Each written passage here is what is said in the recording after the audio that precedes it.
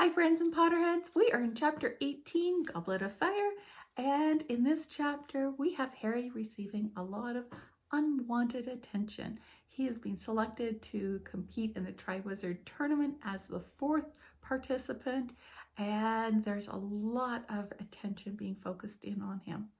And at the same time, we have his best friend being extremely jealous of him.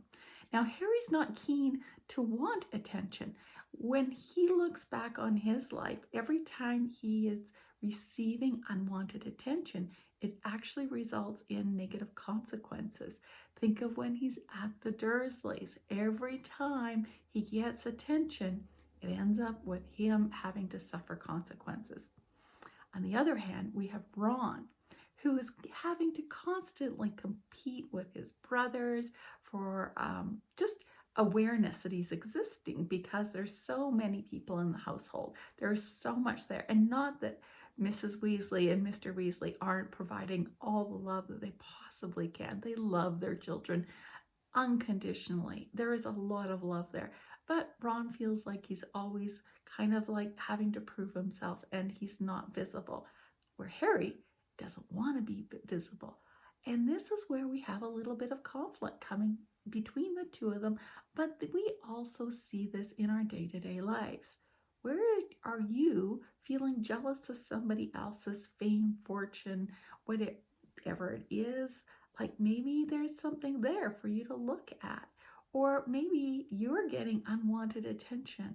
Maybe you've accomplished something, you've been chosen for something, you just have received some accolades, and it puts you in the forefront, but that's really not where you want to be, and you don't want to have all of that attention drawn to you.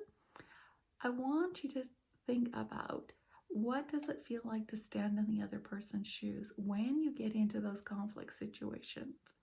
Where are the values?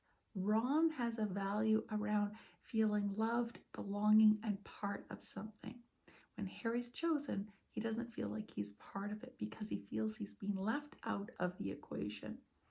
And Harry has a value about fitting in and being wanted and being accepted into the group, but as one of his peers, not as somebody who's standing out.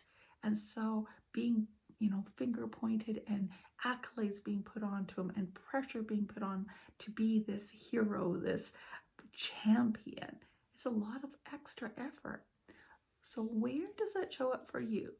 I want you to really look at where it's showing up for you in your life. What are your values?